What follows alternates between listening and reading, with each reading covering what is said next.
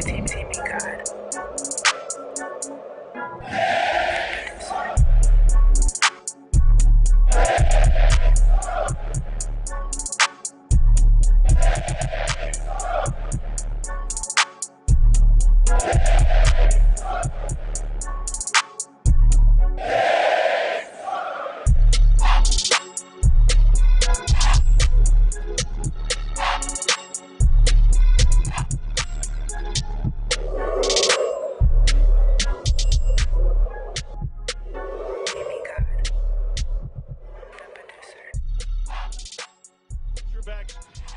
With a 2.54 ERA for the Kansas City native out of Olathe, Kansas. Has turned into the real ace of this staff, Eddie. Looks the part of for the next lane. Smith with a little flare down the left field line and drops in front of Christian Franklin. And LSU's got their leadoff man on. Smith, 15 stolen bases on the season. Pitch grounded to the left side. Slow roller. Jacob Nesbitt has it.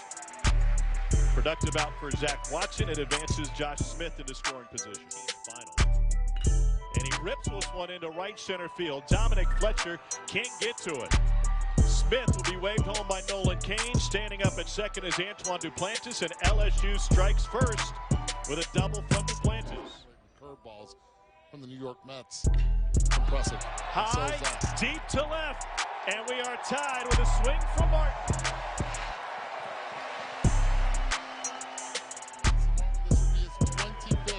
Career collegiate home run. Hanging curveball. He knew it as soon as he hit it. This kid can just show you so many different things. I mean, an electric athlete, still making the transition short, but he has that. I mean, there is some flash in that barrel when he gets it. Make it 10. Cabrera puts that one over the bullpen. It's a leadoff solo shot for Daniel Cabrera. Raw power into straightaway center field. Fletcher to the track and make the catch below the knees. Misjudged that one. Nesbitt sends a soft line drive to left. A 2-out single. Second hit of the game for the Razorbacks. Now bring Casey Opitz to the plate.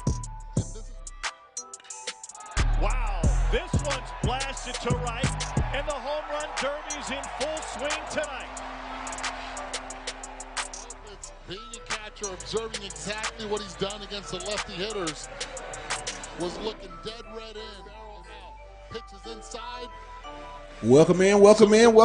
It's On the Hill with Pat Jenkins Sports Talk Radio. It's our Monday edition of OTH, and very excited to be back on. Arkansas baseball were victorious, winning 2 of 3 from the LSU Tigers over the weekend to take that series.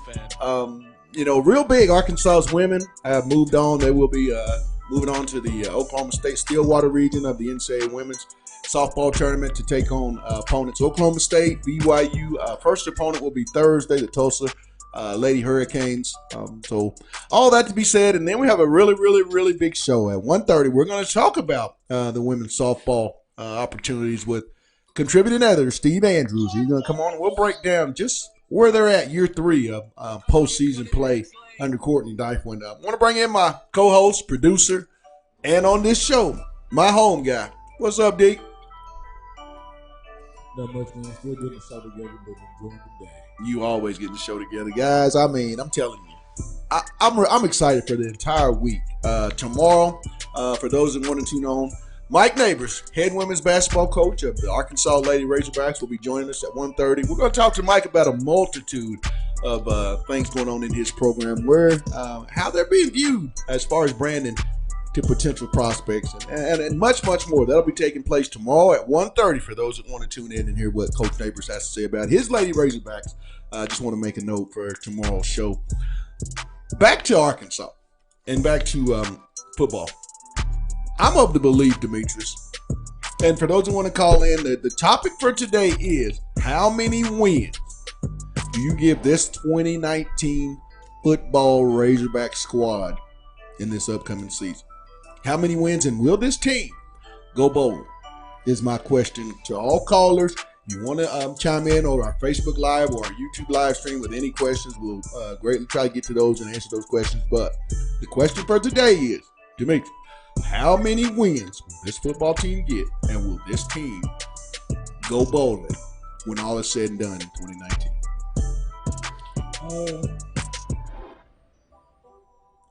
It's a hard question. It is. I think it's so much still to be so unanswered about the Arkansas Razorbacks. It's just, we talked about it earlier, just that uncertainty at the quarterback position. Right. You really don't know who even has the keys to the Cadillac right now. So then I'm really going to have to wait. I definitely am. I'm currently looking for the schedule right now, so I'm going to go get the schedule while we're in a little break so I can kind of do a better job of analyzing with what we have on campus as far as Ben Hicks and the running backs and the linemen that we have. So speaking of running backs, one decided to come back for the University of Arkansas. TJ Hammonds, junior. What will we call him? Junior athlete, because he's running back, he's slot back, he's kick return. So we're going to call him junior athlete. Will be returning back to the University of Arkansas Razorback program. And Chad Morrison. I want to go to my producer, my home guy, Demetrius, because he made a statement before we came on air, and I want him to explain just that statement. You seem to think, Demetrius, and you're of the belief that he will help with the speed that he has, because Arkansas doesn't possess a lot of that in that backfield. I mean, explain to the listeners, your point of view on that. Yeah, you mentioned that he's going to have to really fight for his way back on the field, and I do agree. He definitely is going to have to earn not only the respect of the coaches again, but his teammates. Right. Anytime you talk about leaving and going to another school, that kind of tarnishes the brotherhood, especially when there was no definite reason as far as like a situation-wise. It was probably just parties didn't see the potential benefit from working with each other. Right. But I think now. TJ still has the opportunity to really get on the field. You mentioned how he wasn't there for spring ball, but I think TJ possesses elite speed. Right. I think that's something that that's a great point. Coach Morris is always in the hunt for. He always talks about, I want to have the speed, not be chasing it. And I think TJ Hammonds is one of those guys that, man, he has the ability to go to 0 to 100 in a step. And, I talked about this last week when I was speaking on that slot position and how important that slot position will be for the success of all receivers on that field. And TJ Hammonds have the ability to make those moves and not only make the move, but go the distance. Almost like who am I trying to think of? A few years ago, they called him the Jet. Little I know Rock. who you're talking about. I just can't remember the name, but I know who you're talking about. His name is on the tip of my head. He wore number 4. Oh, you're talking about Wright. No, I'm sorry, not right. I'm talking about who from Oklahoma. No, Lil Rock. He played for the Houstons for a while. He was the receiver. He had more yards than Jarius Wright his senior year, but Jarius was the better receiver, but he was the better athlete. He ran the punt return. Kobe Hamilton. No, not Kobe. He was the slot, bro. He ran the kickback for the Tennessee game. Oh, on the punt return that's really famous for Arkansas. Man, why can I not? He just married the young lady, the Pastor Smith's daughter from Joe Adams. Joe Adams. Thank you. Joe Adams. TJ has the ability to be that Joe Adams with the ball in his hands, with the ability to make people miss. And I think that's the way Chad Morris really looks at him. He can be that X factor, that speed guy in the slot back. And the fact, I think, with TJ having gone through last year's season, he understands the script offensive wise. So I think that'll help him, to step right back in, having missed spring football. And I made that statement, but also too, Rakeem Boyd, Dejon Harris, there was Colton Jackson. These were a few guys that didn't take the extensive snaps in spring ball like maybe they would have liked to. But, TJ's going to be an experienced guy. I think, one thing I can say is, this guy's going to come back, and he's going to come back with a purpose and try to make amends for anything that might have went wrong in last year's season. So he's going to come in with that energy, Demetrius. We know that. But we're going to step away real quick. We caught up with Dave Van Horn to get his take on this past weekend's LSU series. And then we'll come back and talk even more. More Hogs, more SEC, just whatever. And you can do so if you'd like to talk with us. Call us, 479-601-7400. That'll get you in. Let's get it. It's On the Hill with Pat Jenkins on KDSJ 479. punched one in, and we got another run. We had bases loaded, and I think maybe no outs and didn't score, and didn't hit the ball out of the infield, and I think we hit into another double play or, force play, and just, you knew that as a fan or a coach, it's going to turn around. You got to score, and we didn't. And give them credit. They pitched us well. We pitched them pretty good for the most part, and we had a walk in that. I think it was the 8th inning. They scored 3 runs. We had a base hit, and then I think an 0-2 count that ended up being a walk, or maybe something like that. And then we got an out, but it was a hard out line drive to center. Made a change, and Jacob doesn't give up a whole lot to left-handed hitters. He's been really good at getting them out.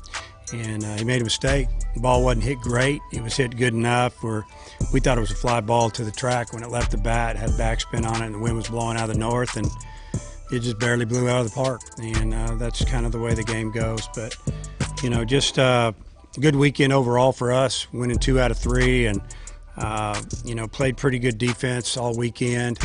I think we had one error today, an error on a pickoff in the first inning by a pitcher. I don't think we had one yesterday, and I don't even know if we had one on Thursday night, but just move on to the next weekend now.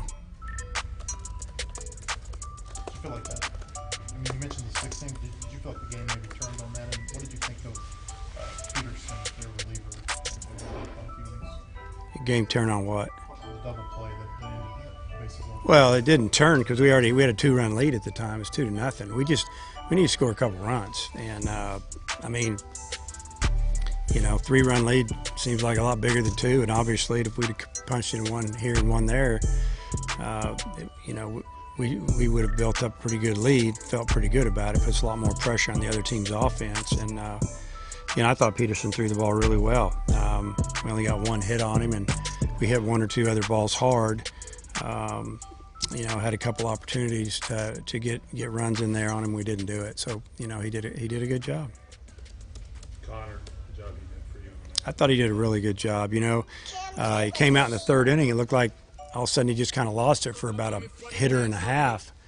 We got a little wild, and then, man, he got it back together. Got a fly ball, I think, and, we were a little concerned there, and he kept going. He pitched us, 5+ innings and, only gave up, I guess, no runs. So, good job. Breaking ball was really good today. Changeup was pretty good. Fastball when he needed it, and just mixed his pitches well. And he let a couple go too that were velocity looked like it's climbing a little bit, and that doesn't surprise me a bit. You mentioned the 6th and the 4th. You had 2 on, nobody out. If you had 2 on, nobody out, and you get bases loaded, nobody out, and you score no doubt. Welcome back.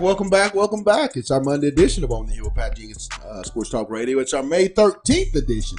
Man, Demetrius, May 13th. The months are just absolutely going crazy, flying by.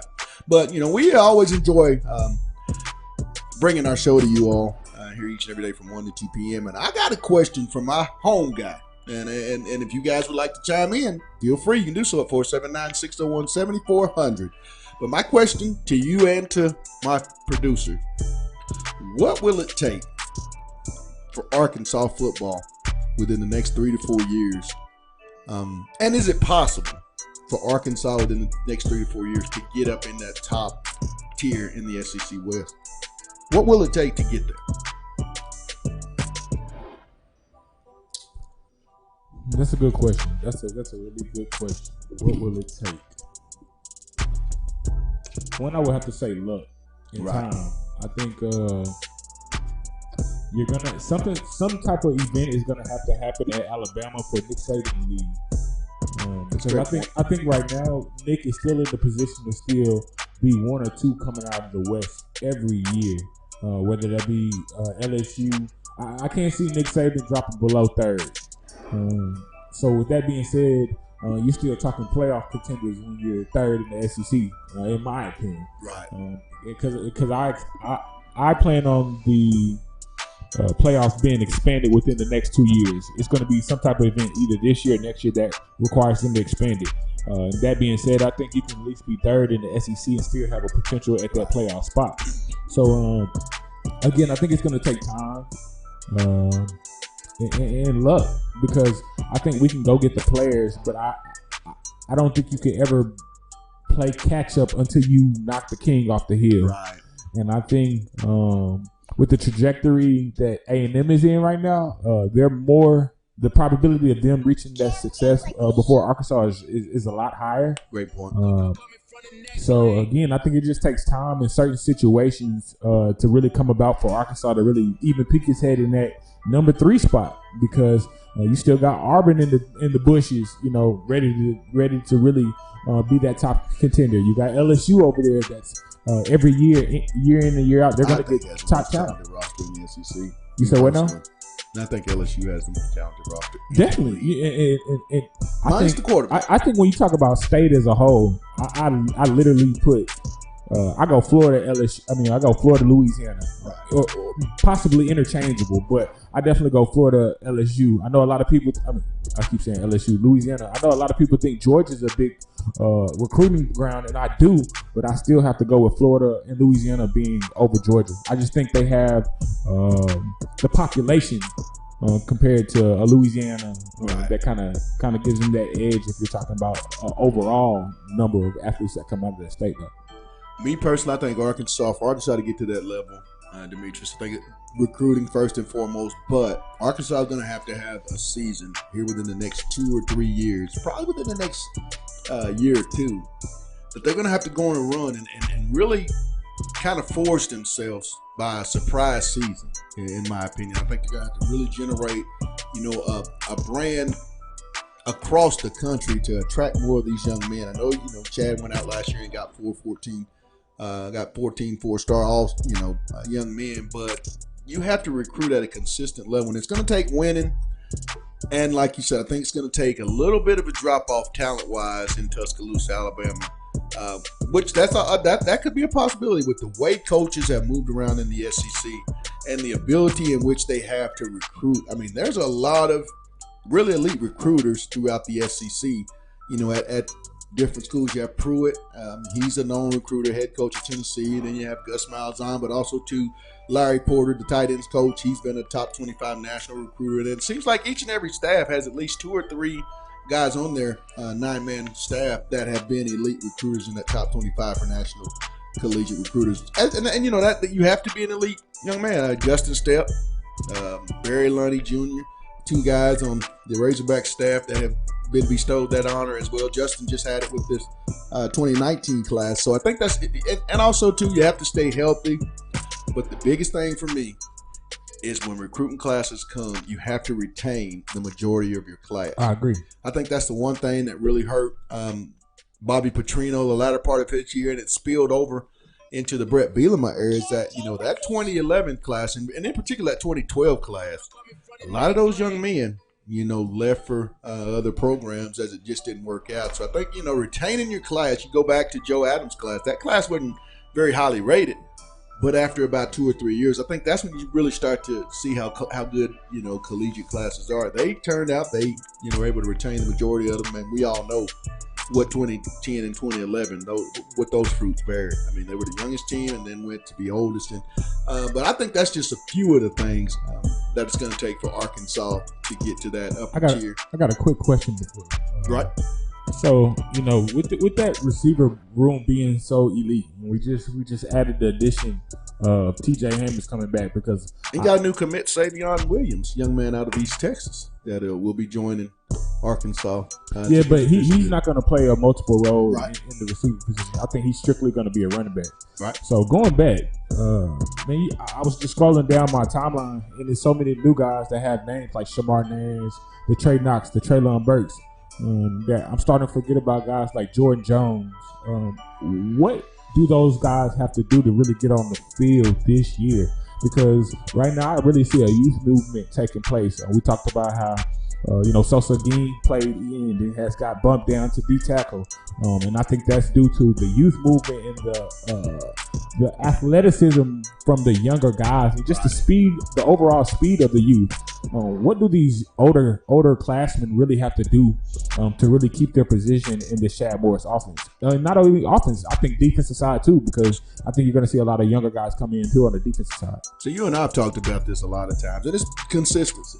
I mean, you'll have guys in the receiving corps, they'll have a great day catching the football, then they'll have 2 or 3 steps back where they don't catch passes. I think that was one of the main things in last year's receiving corps that stood out to both of us, is their lack of consistency and ability to catch the football. I think when a coach has more confidence as you continue to catch the football, when you have Trey Knox and you have Shamar and you have TQ and you have Traylon Burks and then Corlin Jackson is starting to come in. Jimmy Stoudemire, a walk-on, is a young man that I was really impressed with over spring football.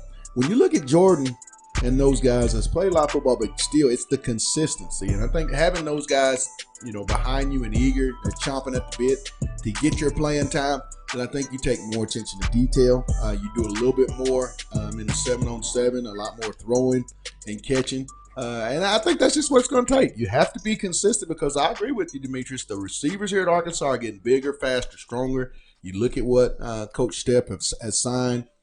Mike Wood, 6'4". Trey Knox, 6'4". Traylon Burke, 6'4". TQ Jackson, 6'4". You got 2 guys coming in next.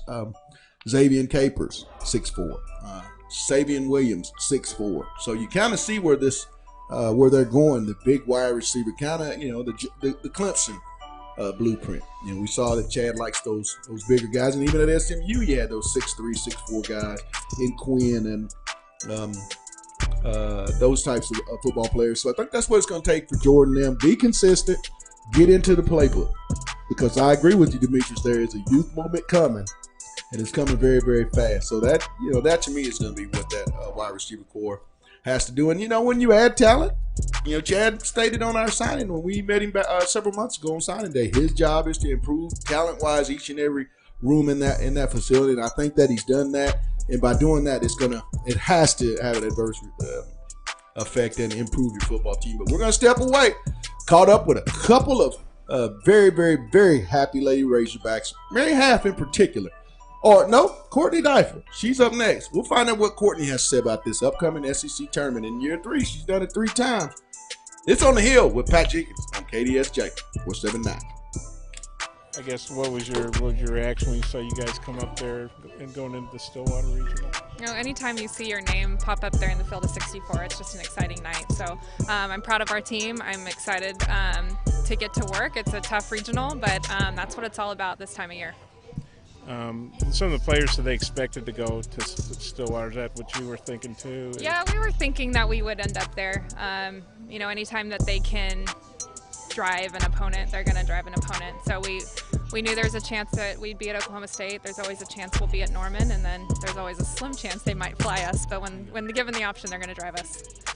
I assume you guys were number 2 seed. They didn't have that up there. Do you know? I believe we were, yeah. I got to believe that. Yeah. And it's like a nice cheer went up when the Oklahoma region came and went, and you guys weren't shipped there. I guess not really shipped, but sent there. I mean, how'd you feel about that, not having to go to OU?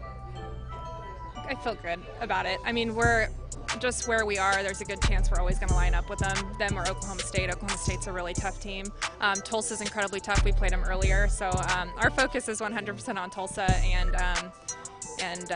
getting that win. What do you remember about that Tulsa game here? I remember it was a pitcher's duel. I think it was 2-1, if I remember correctly. They strung some really timely hits. Welcome back. It's our Monday edition. We're on here with Pat Jenkins Sports Talk Radio. And real quick, before we get on to our special guest to talk a little Razorback NCAA softball tournament, Steve Andrews. Let's give a big shout out to our sponsors, Lindsay and Associates, with an office location in Fayetteville, an office location also too in Rogers. The Baymont Hotel, located at 735 South Shiloh Drive in Fayetteville, and Locomotion. It's located just below the Northwest Arkansas Mall. And lastly, our newest sponsor, Corey Beck's Custom Painting. But Arkansas just got their call, and Courtney Dyfel and the Lady Razorbacks are headed to Stillwater, Oklahoma. So we thought we'd talk about that with our contributing editor and a good friend of the show, Steve Andrews. Steve, welcome back to OTH, my brother. How you doing, Pat? I'm glad to be here, man. It's sunny. It's not cold. No rain. God gave me another day, so I guess I have to make the most of it. But Steve, a very, very happy women's softball program as year 3 in a row, Courtney's taken this program. I believe 3 out of the past 4 or 5 years, she's taken them to the NCAA tournament. Talk about that, and what's the general take when you guys had a chance to talk to Courtney and the girls last night? Yeah, I mean, it's been really amazing. If you remember what it was like before she got here. I mean, they were just had a couple of horrendous years, and Coach Dyson was able to come in here and quickly turn some things around, bring in some players, some talent. Not that we didn't have any in the past, but just really, I think, stepped it up a level. Brought in a couple of really good pitchers who's been our saving grace for the most part this year. And, a little disappointed they didn't get a home regional again like they did last year. But, that's part of the growing process and the growing pains. And, we're less than 200 miles from home, it's a 3.5 hour trip. So it could be a lot worse, but not too bad for them. I think it's a pretty good draw, actually. When you look at the Stillwater region, a lot of good baseball, a lot of good softball teams. Every team I think that's going to make their way to Stillwater has won 35-plus ball games. So when you look at Oklahoma State, Tulsa, Arkansas, BYU, quite the regional. Arkansas has played Tulsa, had a chance to play Oklahoma State, I believe, last year, and had some success. Talk about the matchups, in particular Thursday's matchup with Tulsa, with Arkansas being so familiar, what will be some of the keys for this team to get that initial day win? Because we always know in tournament play, getting that first win is always the toughest one. Oh, yeah, and, we did play Tulsa earlier this year, I think, back in March, and they came over here to Bogle and actually ended up beating us, I think, 2-1, but, it's one of those midweek games, kind of hard. You got it crunched in between, if your Arkansas got it crunched in between 2 SEC series. So it's really kind of hard to focus on that for the most part. But it was a tough game, as I recall. I think we actually had a couple runners on in the 7th inning with a good chance to pull that game out. It just didn't happen. But, that was the one matchup we had with them. Oklahoma State, I don't believe – ironically, they played in the Fayetteville Regional here last year, but we never did play. That was the one team we didn't play in the regional. They had got knocked out before we had an opportunity to play them.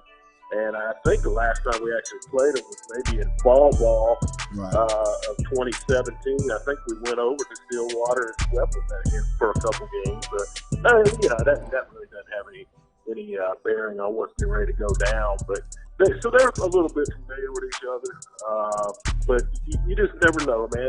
Whoever shows up, have the hot bat and have the pitcher with the hot arm, generally that's who's going to pull these games out. Hopefully we can just continue to play like we played toward the end of the season, with that sweep over Auburn and keep that momentum going and good things will happen. The fact that they've been to the NCAA tournament the past 3 years, when you talk about Autumn Storms, I'm pretty sure she more likely will be the first day pitcher. Talk about that experience and how big is that to have a team full of juniors and sophomores and freshmen that's been in this moment for the 3rd straight year. Oh yeah, I mean, and that's we got 2 pitchers right now with Autumn and Mary App that both have an ERA under 2, which is pretty solid. And to have that nowadays, I mean, you remember back a few years ago, it seemed like most of these good teams had one key pitcher that they relied on all the time. You could do that in softball because basically your arms can keep going, unlike baseball. But now, the game has got so much more diverse and a lot better and deeper. You have to have, at least 2, if not a pitching staff, to really be successful. And so I think Arkansas is fortunate to have both of those pitchers that are really having good years. Both of them did pitch well last year and helped us get to where we wanted to go, which was our first super regional, that Arkansas had ever been in. If they can continue to do what they've been doing, and then we get some hot bats and get Hannah McEwen going, and Ashley Diaz is really just killing the ball right now, and then Danielle Gibson and Katie Ward. If we can get those girls going at the top of the order and get some power going and get some runners on base, I think they're going to do well. Steve, I looked at the bracket, and all 13 SEC women's programs made the NCAA tournament. Talk about that. And, when you're able to go against 12 tournament teams each and every season, how does that prepare you when you get into tournament play, such as the NCAA, when you have, your 12 other rivals in the same event? Yeah, I mean, this is the third straight year, I think, that all 13 teams, and if people were wondering why there's only 13, Vanderbilt doesn't have a softball team, so it's the other 13, and this is the third straight year that every team has made it to the NCAA tournament. And, man, I know people see the SEC as a football conference, and it definitely is, and I don't think there's any doubt it's the best football conference in the country. But there is absolutely no doubt that it's the best softball conference in the country by far. And, and that is, I think that it does prepare you, when you go into these, your schedule this year was littered with a bunch of NCAA tournament teams. And, what better way to prepare you to go in against that? We held our own. I mean, we were 500 in conference this year for the second year in a row. 500 may not seem that great, but in the SEC, that's pretty solid. Right. And we beat some really good teams along the way. We handed Tennessee a loss, and LSU a couple losses. So I mean, I think it's proven that we can, accomplish those things, and I think it's helped that we've had to go through that kind of that barrier this year to get to where we're at. Talking with Steve Andrews, contributing writer to the Northwest Arkansas Democrat Gazette, covers all women's softball for us here on OTH. Last question, got about 30 seconds. What must Arkansas do to win the Stillwater region and move on in the NCAA softball tournament coming up this week, Steve? I think it's just as simple as they got to get pitching that's going to hold maybe teams down to 1 or 2 runs max. We need to really eliminate errors. Arkansas leads the SEC in fielding errors this year. They really need to play clean defensively and then really get some timely hitting. I mean, we've hit the ball well over the last month, but a lot of times not in timely situations. Right. We get girls on and then maybe can't knock them in. We need to knock those girls in, and but I think just play the way they're capable of being. Coach Steipel always says she just wants her team to be the best version of themselves. Right. And that's what she does. She don't want to be anybody else. Just play the best you possibly can. If they do that, I think we can come away with a regional victory and go to our second super regional. Well, as always, my man, love the insight coming from the lady, Razorbacks Diamond, Steve, and as always, thanks for taking time out on OTH, my man. All right, buddy. Thanks, Pat. That was contributing writer for the Arkansas Democrat Gazette, Steve Andrews, covers all women's softball for us here on OTH and gives us great insight. But we caught up. He talked about the pitchers. Mary Half is one of the better pitchers in all of softball, in collegiate softball, and she's going to be taking the mound this week for the University of Arkansas Lady Razorbacks. We caught up with her last night following the initial response that they would be going to Stillwater, and this is what Mary Half had to say. And then we're going to come back and we're going to close this thing out here on OTH. But we'll be back. It's On the Hill with Pat Jenkins on KDSJ 479. Feels good to win the series. We're not satisfied. We're gonna do everything we can to win tomorrow. What was the umpire motion Cops come in before you were quite ready to do it? Yeah, he motioned Kostychuk to come in, I think.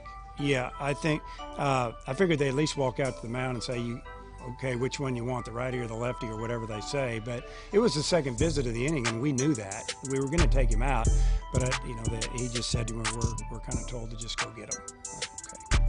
Okay, he was ready. Yeah, we felt like we were going to win the game. I mean, we come all the way back. They had stranded some runners, and we felt like that. We felt like Hess was starting to lose a little bit of his fastball. And, he's got a great one. He's going from 95, 96, 97 to 93. That's a big difference. And because we've seen a lot of that this year. So, they still have some weapons down there. And, they still have Fontenot, but they didn't bring him in. And they're saving him for tomorrow. You mentioned how different his fastball was from Walker's. I feel like maybe that played into your hands a little bit. I don't think so a whole lot. I think usually that's a good combo for them. It's work. They've come with Hess off Walker the last week or two, and it's worked for him. I just think that we had enough time left in the game to maybe get his pitch count up and maybe take a little bit off that beat. Welcome back. It's our Monday edition. I want to apologize. We'll have Mary Half interview tomorrow on our Tuesday show. Unfortunately, we were unable to get her audio, but we'll have that tomorrow and get Mary Half, and also too Diaz, senior first baseman for the Lady Razorbacks. We'll get her thoughts as well. Once again, want to make a note tomorrow. On tomorrow's show, 1:30 p.m., you will hear from women's head Razorback basketball coach Mike Neighbors. Get all his talk on his Lady Razorbacks, where they're at in a lot of different areas. As you know, Demetrius, they're trending upward. Also, too, want to give a thank you real quick before we get out of here to Steve Andrews of the Democrat Gazette, contributing writer for his coverage and take on the Lady Women's being invited to the NCAA Women's Softball Tournament. Also, too, my producer, Demetrius Demigod, but here he's our home guy on OTH. And lastly, to all our listeners, I want to give a thank you to our sponsors, Lindsay & Associates, with an office location in Fayetteville, an office location also too in Rogers. The Baymont Hotel is located at 735 South Shiloh Drive in Fayetteville. Locomotion, just below the Northwest Arkansas Mall, and our newest sponsor, Corey Beck's Custom Painting. Once again, that's going to do it for us. Until tomorrow, it's On the Hill with Pat Jenkins on KDSJ 479. You guys have a blessed one. Holla.